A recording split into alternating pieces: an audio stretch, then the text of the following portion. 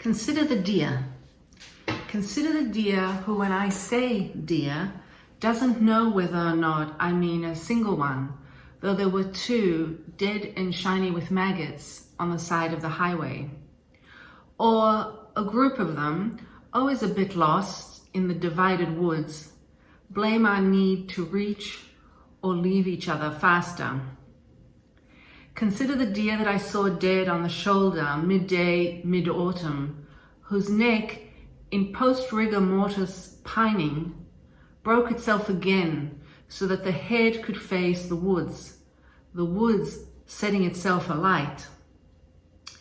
Oh, that I could turn and live again, the deer might say, recalling that one poet singing to himself, ruining the grass. Consider that the deer, when called, won't come alone purely due to linguistic vagary, who, like me, resists the gesture towards singularity.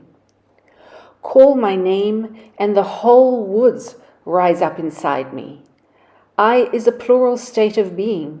Consider the multitude before my footfall, how I'm able to crane my neck back, see only myself. That is the poem Consider the Deer by an amazing poet called Taylor Johnson. He won in 2020 the Norma Farber First Book Award from the Poetry Society of America. This year, he is the poet in residence at the Guggenheim Museum. Wonderful. How did I find out about him? Well, first of all, I have to say, I am here talking about queer poets and queer poetry, thanks to the encouragement of a couple of YouTubers. Leo Bancroft started the wonderful hashtag Stand With Trans Kids. I enjoy his channel a lot.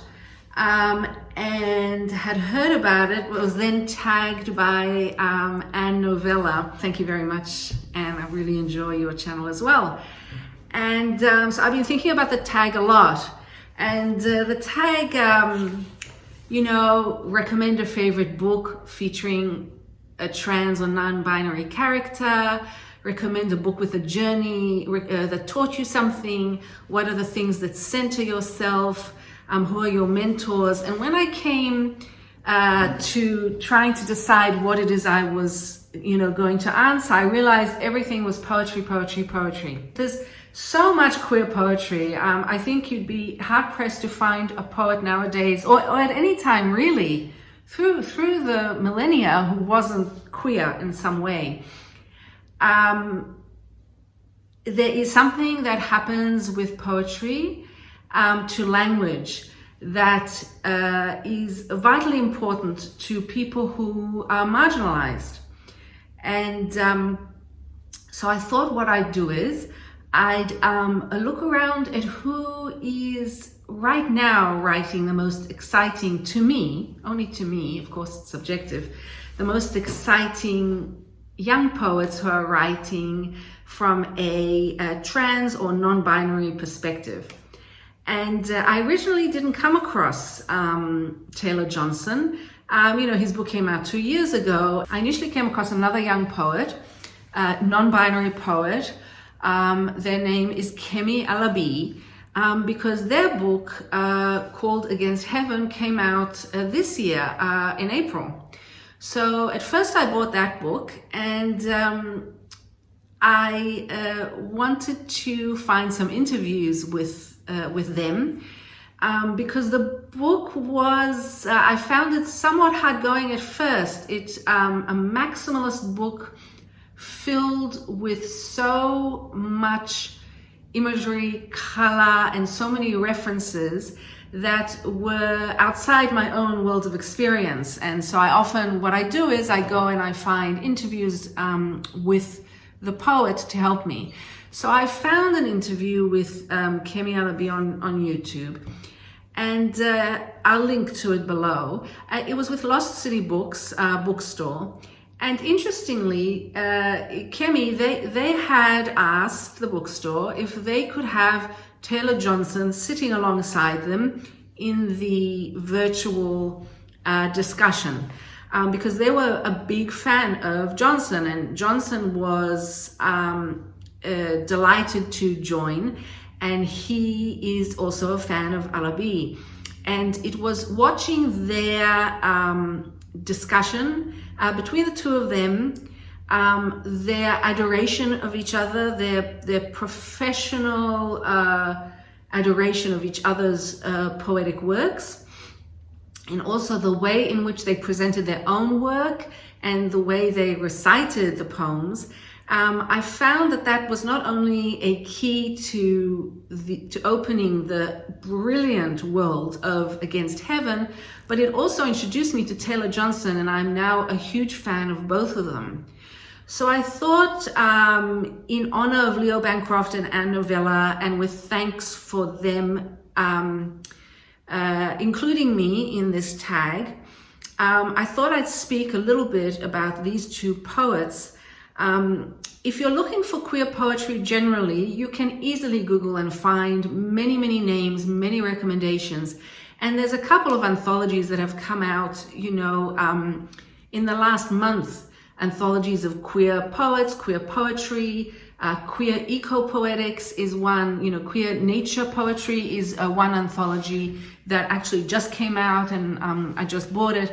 But I think to start with, I would recommend that you start with these two amazing young poets, one non-binary, one trans. I don't think you'll regret buying their books. And so that actually answers another one of Leo Bancroft's 10 questions, which is what are some organizations you'd like to shout out for supporting trans or non-binary folks? And I would say the publishers of these two books, and I would say buy the books. Buy them for yourself if you like them. Buy them for friends and family. Maybe mention them to your local bookstore. Maybe mention them to your library. That being said, I'd like to start with a few remarks about the books and about the kind of poetry you'll find, and I'd like to also quote a little bit here and there. Kemi Alabi also won an award for their first book. They won the Academy of American Poets First Book Award. What Kemi Alabi is doing, among many things in this book, is presenting what it's like to be queer within the Black American church, and they're very, very angry about it. At the same time, that anger is channeled into a celebration of their own identity, of their own sexuality, and their own joy in life. This is an incredibly musical book, a unique musicality that is based on the music that Kemi loves. And there are so many references, and I'll give you a tip that I wish I had known. I looked up every single musical reference in the book, and it took me, I would say, hours, because it's not at all my world, and I was so glad to have discovered it. But the tip is that Kemi actually has a playlist called Against Heaven on Spotify. If you have Spotify, go immediately. It's fantastic. Every musical reference within each poem is there in the playlist. It's wonderful. The ability, the talent that Alabi has to play with words as if they were notes of music is astonishing. And they do that while also working with different forms. Some of them forms the poets have been using for centuries, and others that are brand new forms. One form that they really use several times, I think maybe 5 times, is called the golden shovel. And it's a form that was invented by another African American poet by the name of Terence Hayes. He several years ago decided to write a poem using the words from Gwendolyn Brooks's poem We Real Cool, and using each word that he took from her poem as the last word of a line in his poem.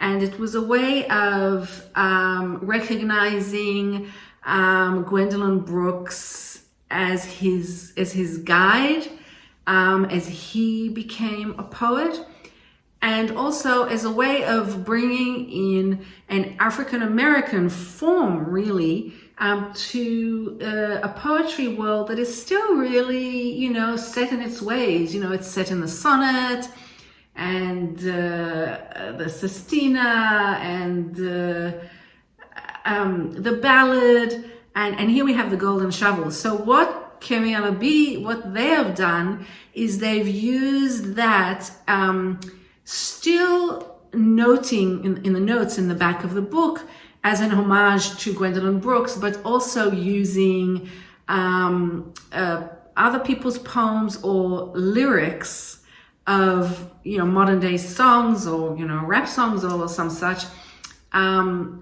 to add to either the beginning or the end of the lines of their poems. So for example, one of the Against Heaven poems is a golden shovel using Sade's Cherish the Day lyrics with Belinda Carlisle's Heaven is a Place on Earth.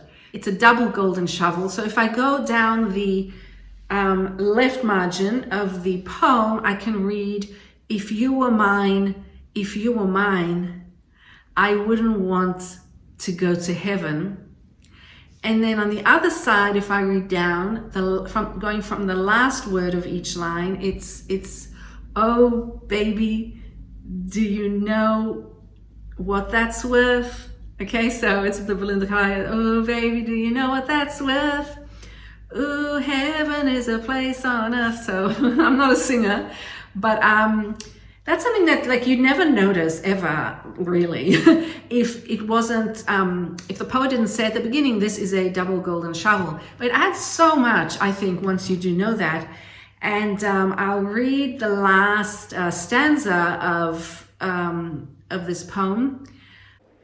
I toggle fool to fool, forego at mercy, December fists blooming to rainbow strobes, dance floor, a place to practice mesh and lace and rope and strap, our binding, our betting on heaven as our circling set to crash, ripping pavement up to rewild earth. Ripping pavement up to rewild earth.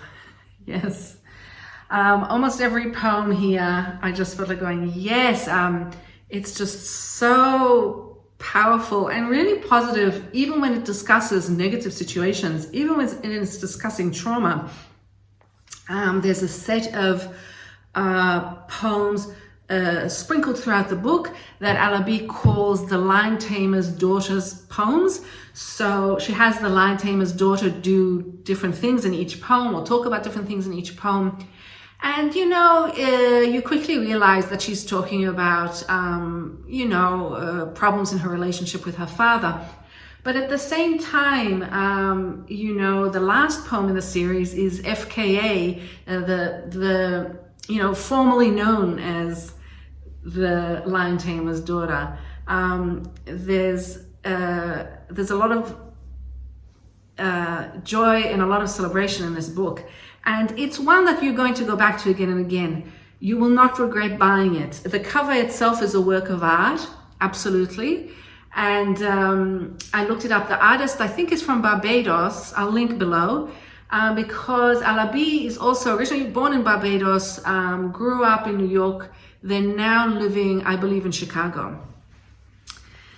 So So we've got Alabi, and now we turn to Johnson. And let me get my head around this, because it's while they have many similarities, they write quite differently. And I think if you're going to buy two books, it's a good contrast. Now with Johnson, what you have is again a very, very strong musicality. In this case, Johnson spent a lot of his time in Washington, D.C., and so his musicality, he says, comes from the go-go music that is specific to Washington, D.C., started around the 60s and 70s in the African American community, and it's very percussive, it's very joyful, loud, and it brings the community together. And in one of Johnson's interviews that I listened to, where he was asked about the possible difficulty of his work, you know, how accessible is your work, is something that might be asked of Johnson, although personally I think it's very accessible, but you do have to work towards it.